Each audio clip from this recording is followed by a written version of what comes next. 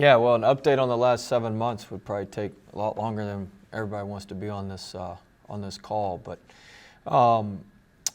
we're looking at moving forward here. We're excited to begin really a new phase with the 20 hours a week on Wednesday. Something that we haven't been able to do. We're gonna phase into it. We're still not through all of our conditioning yet, so we're gonna kind of stick with the schedule we've been on for the last couple of weeks for the rest of this week and all of next week, and then we'll transition into more full-fledged practice that following week. But we're going to basically practice Monday, Wednesday, Friday for the next couple of weeks, do individual workouts on Tuesdays and Thursdays, and then take the weekends off, and then we're conditioning on the Tuesdays and Thursdays, doing a little bit of conditioning on Friday. The following week will be our boot camp, that Thursday, Friday, Saturday, and then after we get through boot camp, we'll go into practice every day. So we're gonna take it slow as we get going here. But I like our team's going. I like where we're heading. I think we've got a lot of good pieces. We're making a lot of athletic plays. Our defense is markedly better. We've got a good philosophy defensively, and I feel like we're going to be much improved on the defensive end as we move forward here. So I like where we are, and we just got to continue to get better and blend all the guys that we have.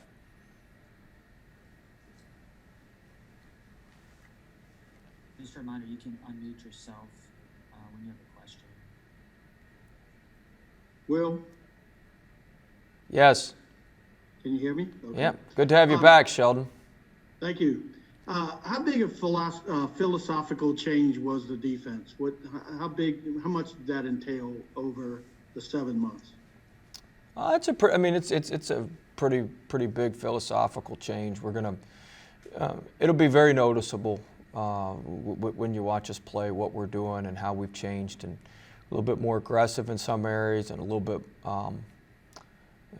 maybe smarter in other areas with what we're going to give up and what we're going to take away. And so, I think our guys have done a good job so far of executing what we need to do. We've obviously got to continue to clean things up and get better in other areas. But I think there'll be noticeable differences with what we do and how we do it, and we've got to continue to improve and continue to fine-tune what we're doing. But we've been able to build it over the last couple weeks. We've still got to add a couple new wrinkles and a couple new twists to what we're doing, but we've got the base defenses in and the base of what we're doing in, and then we've just got to be able to add to it and build on what we've got.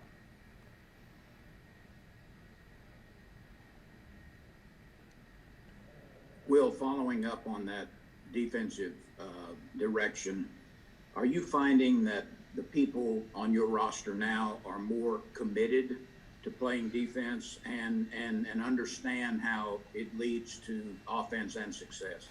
Yeah, I think, part of having a good defense is having some defensive-minded guys. Obviously, Charles Manning is somebody who's coming back, who's defensive-minded, but wait till you see Imwani Wilkinson and Jalen Cook defend. Those are two very, very good, I don't want to call them elite defenders yet, but Jalen Cook, maybe the best on-ball defender I've seen since we had Breonte Weber at VCU, who's the second all-time leading NCAA steals leader.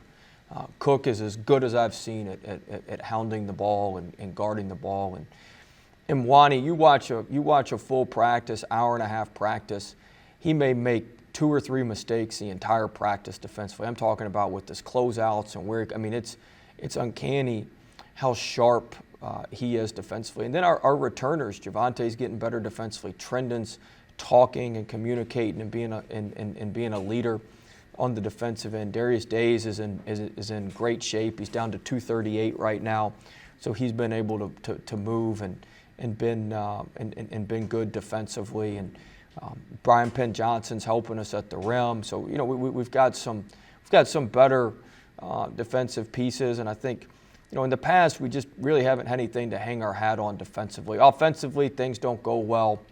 we were going to get in the paint, get to the free throw line, chuck it off the backboard, go offensive rebound, and find a way to dig out some points. Defensively, we hadn't had that. And, we're going to really protect that paint and force you to shoot contested jump shots, stay between our man and the basket, give us a better chance to defensive rebound. So just got a little bit sturdier philosophy, and then we've got certainly guys that are probably a little bit more interested than we've had in the past of guarding.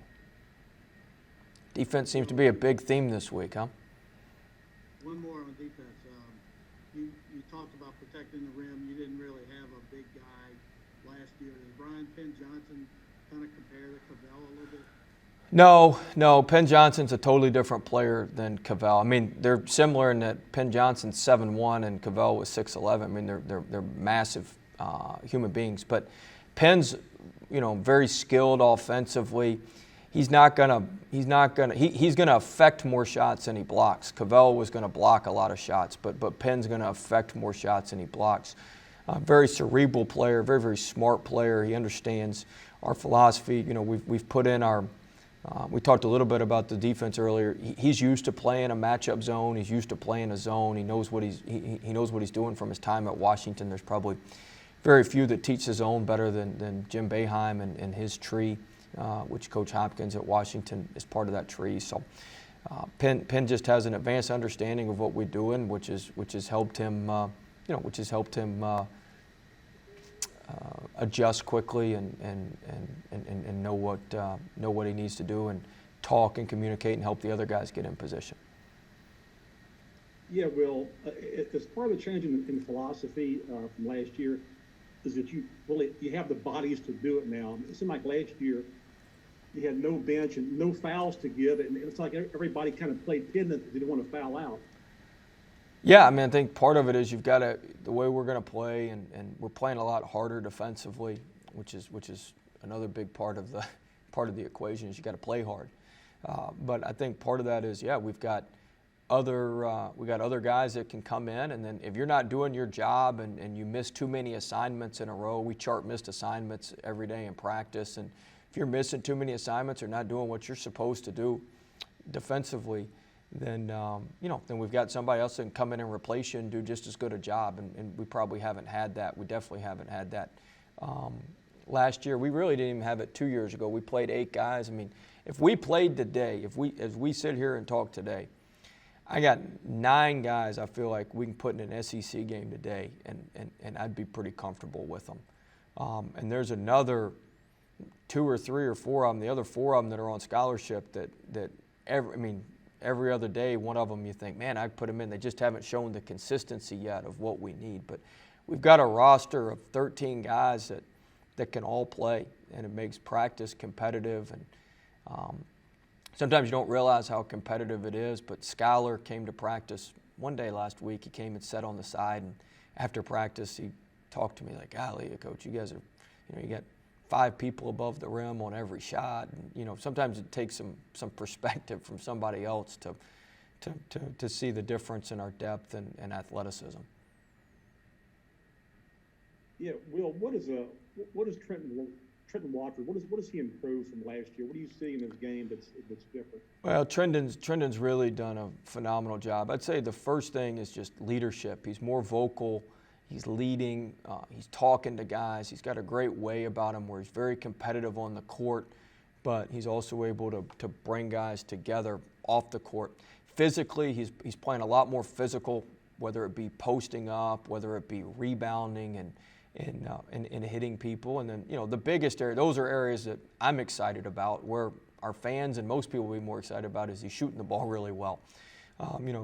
He's got the capability to be 38-40% from 3, and if he does that, it opens up the driving lane and gives him opportunity and space to drive it. And so I'd say his leadership, his physicality, and his ability to shoot the ball are all 3 big areas where he's made some big strides. You got to give him a lot of credit. He took the feedback from the process and has just gone about attacking that feedback day after day after day, which is not easy to do. Well, turning offense, this the most top to bottom, most flexibility you've had in the 4 years, and is it similar to what you had at VCU, flexibility and interchanging routes? Well, offensively, we've got some good parts offensively. Like we say, we gotta make sure we value that ball and just get a shot on the basket. I think we're going to be an elite offensive rebounding team. I know we've been very, very good offensive rebounding. I think we can be, top 5 in the country in terms of offensive rebounding and offensive rebounding percentage. We've got good pieces offensively. We're going to play a little bit faster. We're trying to get the ball moving in transition quicker, trying to get to our spots quicker in transition. We've got a great point guard with Javante. We've got just a tremendous scorer with Cam Thomas, and you got Days, you got Watford, we've just got a lot of pieces. We can play big, we can play small. There's a lot of different ways we can play. We've got a lot of different versatility within our lineups, which will make us difficult to guard. We're almost going to play offensively and defensively. We got one way to play when we're playing big, and we've got Penn Johnson or Josh Gray or one of those big kids in there. And we got another way to play when we're playing small, when you've got a Darius Days or a Josh LeBlanc who's playing one of the big spots. So we can play multiple different styles and multiple different ways, which is something that we haven't been able to do. Hey, Coach, I know it's been probably about a month or so since we last talked to you, and, Sharif is on the team now and with the program. And just how is he kind of fitting into Baton Rouge, and just kind of how do you think he's going to be able to fit you guys in your roster this year? It's a good question. You must have been watching practice yesterday, Glenn. He had his best practice yesterday, so you must have been spying on us somehow. But no, I mean, Sharif's I know the follow-up will be the waiver has been filed. We sent in everything, and so we're waiting to hear back on that waiver. But everything is filed, and we'll see where it goes. We feel good, but we'll see where everything goes. But yes, Michael, everybody's just jumping in. But I got to do everything around here. Play SID, everything, But Glenn, Sharif has been very, very good. He's making shots. He's shooting it as well as he shot it. He's a very good offensive rebounder. He's got good stuff when we give him space in the long post. And we're pressing a little bit more. I'm trying not to give away everything we're doing defensively, but he's the best guy we got on the ball right now in the press. He gets deflections. He's long. He's athletic. He's really, really good on the ball. We call that guy the madman. You got to have somebody up there with some energy, some length. And him and Watford are both very, very good on the front of the press, and so that really sets the tone for your press when you got those guys up there that can make it hard to get the ball in bounds. Sorry, Will. Cobble just showed up like 10 minutes late. So That's typical. We're used to that. I was taking a shower. Brandon asked me if I just woke up. No, I just got out of the shower, and I didn't have time to do any of this. Brad's turn, Michael. Sorry. Thank you. Overruled. I'm not ruling from the bench. Will, just how difficult, or have you been surprised at how it's not been difficult to try to develop team chemistry this year, given the situation with the pandemic? And could you give an update? You mentioned Sharif, but is there an update on all your transfers, where their status is in terms of availability for this season? Yeah. So I'll take the first part. Penn Johnson's been cleared. Sharif's is under review, and we're still gathering the information to file LeBlanc. So that's where the transfers are. But, I mean, LeBlanc, the way the season got pushed back, I mean, he even if we don't necessarily get a waiver for him, he'll only miss a couple games just because the way the season got pushed back. But I think our now we hadn't started doling out, responsibilities, but this is the best.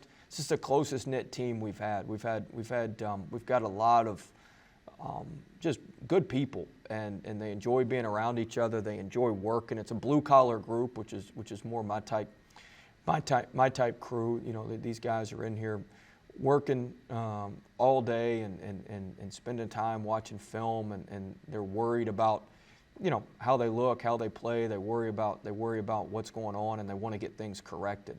And so I like the way our team is, and we've got some depth.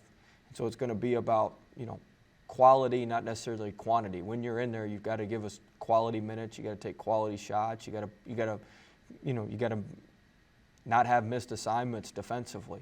And it's not necessarily going to be about the quantity of everything, but the quality. And we've got some good pieces. I've always said this. I believe this.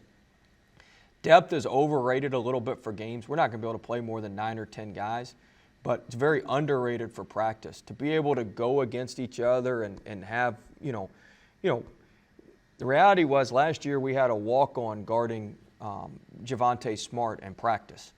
And he gave it his all, and he did a great job. But Javonte could get in the paint, could get wherever he wanted to anytime, and so he could have a C practice every day. Now we got Jalen Cook guarding Javonte and Javonte guarding Jalen Cook. You can't take an off day. If you relax for 1 second, Jalen Cook's going to take the ball from you and go lay it in.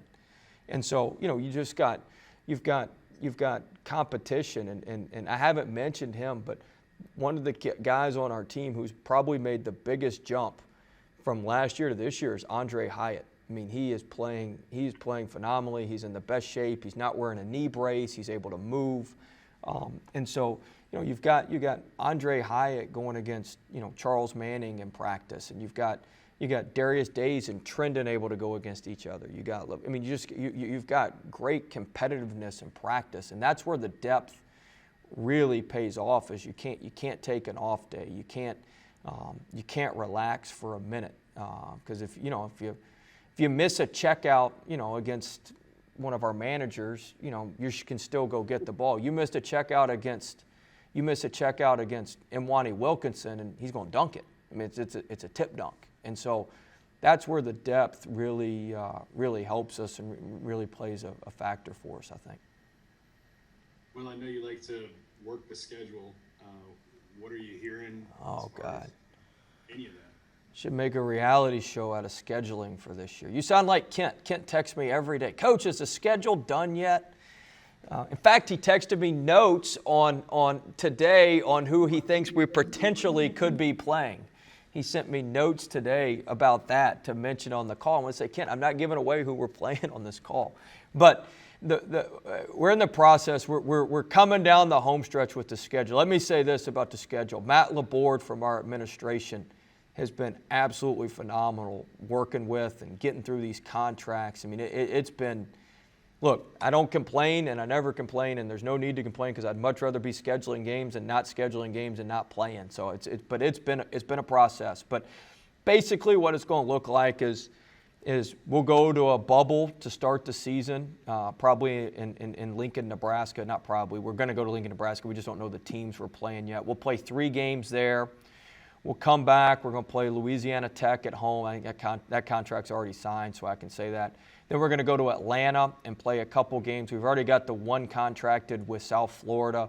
We're supposed to have a contract today for another game on that Monday, so we'll play on a Saturday and Monday in Atlanta with the same event. So while we're there, we can stay in the Omni, which is connected to State Farm. We can kind of create a bubble there. Then we'll come back and we'll play a couple home games before Christmas on December 19th and December 22nd, and that's the schedule. We've got the 22nd game locked in. We're going back and forth on the game on the 19th with a couple schools, and then we've got the SEC Big 12 Challenge. So that's our 9 non-conference plus our 18 conference games is 27. So we have a good handle on it. We're just getting the paperwork and all that sort of thing together. But it'll be as challenging a non-conference schedule as we've played since we've been here. We could probably, if it ended today how we think it's going to end, we'll probably only have one Quad 4 team on the entire schedule. And we'll have 18 or 19 Quad 1 and Quad 2 opportunities out of our 27 games, which is just tremendous.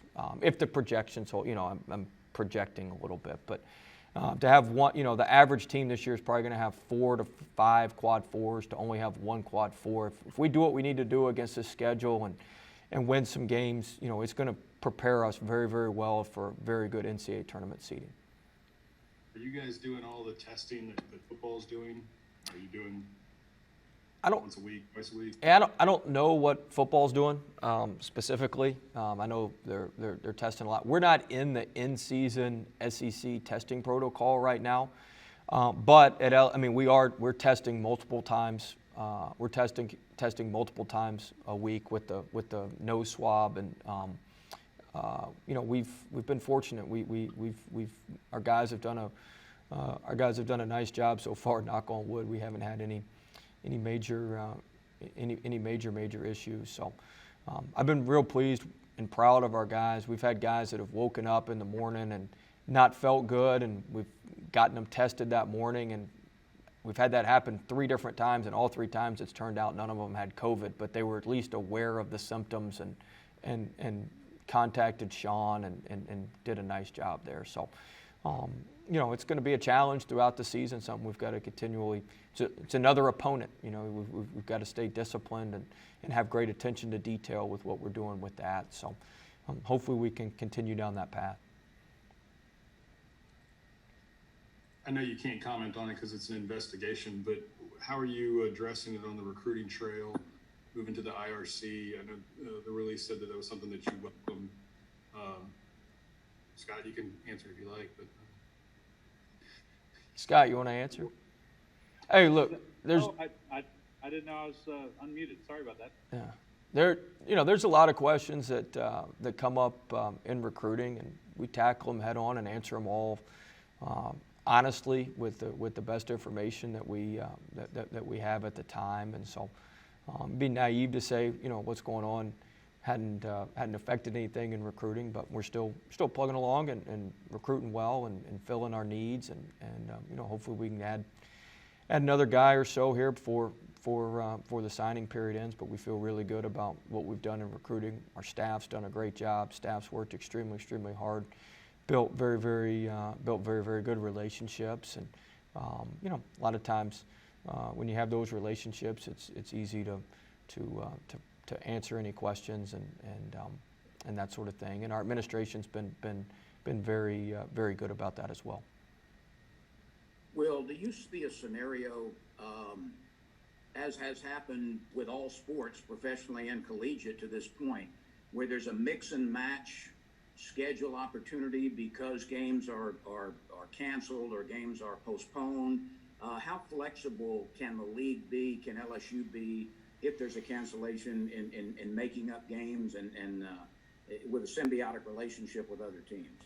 Yeah, I mean, I was joking with Matt Laborde. I said we're scheduling all these games. We may not play any of them in the non-conference. We may just be scrambling and saying, hey, can you play? Can you play? Let's play this guy. Let's play that guy. So, yeah, I mean, there is going to have to be some flexibility. The SEC, I'm sure you all saw, the SEC moved up the start date. So what we've done is we're playing our first conference game is December 29th or 30th, I believe, as opposed to that first weekend in January. So that gives us some flexibility. If we need to move the schedule around. But the one thing that's a little bit different about basketball is, we're not football. You go to these MTEs, you can play 3 games in 3 days. You can play 3 games in 4 days. I mean, there's a lot of different flexibility in basketball that you have that maybe you don't have in football, and certainly soccer and some of those sports where you've got to have a certain amount of length of recovery time for the. I mean, don't get me wrong. It'd be great if we played every 2 days in basketball. That'd be perfect. But we go to Jamaica last year. We play on back-to-back day. We play game, day off, game. You go to Maui the year before. You play 3 games. I mean, play 3 games in 3 days. So it's a little bit different that we can. I think we'll be able to maneuver through. If you got to cancel a couple games, we could play 3 or 4 games in a week if we needed to get back on track if everybody was ready. So I'm not saying that's the perfect solution or that's what we'd want to do, but it's certainly an option that's probably not available in most other sports. Yeah, Will, this is Ron Higgins. Tell us about Cam Thomas, the type of scorer he is. He's the type of guy you can get through the shot clock running out. I mean, he's going to get your points somehow. He's going to get points. I mean, you remember the shots like Tremont used to hit? That's what he can hit while getting fouled, and he's 6'4". I mean, he's 6'4", 6'5". I mean, he's the real deal. It's to the point where, like, as a coach and even our team, when you're on his team in practice, when he misses, you're almost disappointed because as soon as it leaves his hand, you already count the shot. Like, you already think it's in. So, like, when he misses, you're like, oh, my gosh, we didn't get the 3 points, or, you know. He does a great job. You know, the shooting will garner a lot of attention because he's going to hit some trick shots and some crazy shots, and people are going to be just, you know, hopefully if there's fans, people will be oohing and on. But you know, the part I'm excited about is he gets fouled. He's a 90+% free throw shooter. He's able to get in the paint. He's able to drive it in there. He's able to score a lot of different ways, which is very, very good. We've got time for a couple more, according to Dr. Lowe. According to who? Dr. Lowe. Oh, did he jump off the call here? Oh, no, there he is. He's there. He's still there. He's across the room from me here, socially distanced. Here. Will, you know, we talked about this, gosh, back in April when we met, but just the idea that unlike football where you have a roster of size, I mean, this could decimate a team, you know, for a week and a half. Yeah, I think, you know, that's what the protocols are now with everything. I think as we get into the, you know, I'm not a doctor, obviously, but as we get into more rapid testing and that sort of thing, I don't think that's what's gonna. I don't think that's what's gonna happen. I think we're gonna get to a point where when you're testing every day, it's rapid testing, you can get the results in 30, 45 minutes. That you know, you can play the guys who test negative and the guys who test positive are on different. You know, I think we're gonna get to a point where we can manage that. For instance, the MTE we're in at Nebraska, part of the reason we're going, they have one of the most comprehensive testing plans I've seen. And we're going to get tested 5.5 hours before the game, and an hour and 15 minutes later, we'll know exactly who on our roster we have available. And so I think as we get further down the line and get further out, hopefully the testing will improve where that's not the case, where you've got to wipe out all your tier 1 individuals and basically what they have now. But I think we'll get to a point where hopefully we can test every day, and the guys who are negative can play, and the guys who are positive, obviously we'll need to quarantine and do some different things with there. But the better the testing, I think the better chance we have to pull off the season. Last one.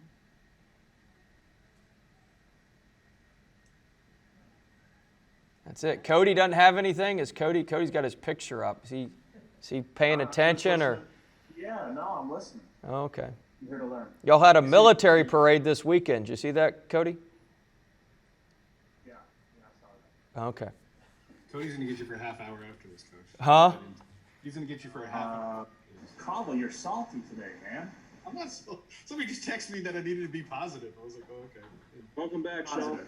That's my motto. Be positive. Hey, in all seriousness, it is good to see all you guys. I know it's been a while, and I know particularly some of you guys, Sheldon, I stayed in touch with, but some of you guys been through some rough times with everything going on. So it is good to see everybody, have everybody back, and let's have a good season, and hopefully we'll give you some positive stuff to write about, and we'll have a fun team to follow. But we appreciate all you guys, and thank you for covering us, and thanks for what you do, and excited to have everybody back and get started with practice. I'd have never thought when we left Nashville and that we'd be sitting here doing Zoom interviews still when we left Nashville for that SEC tournament. But that's where we are. We'll make the best of it, and we appreciate everybody. Good to see everybody. Whoever thought we'd all say that, right? Yeah. See y'all. Bye, guys.